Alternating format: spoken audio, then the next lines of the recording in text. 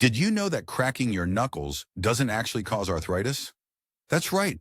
For years, we've been told that the sound of popping knuckles means you're flirting with joint disaster.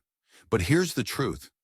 The noise comes from gas bubbles bursting in the synovial fluid around your joints, not from damaging cartilage.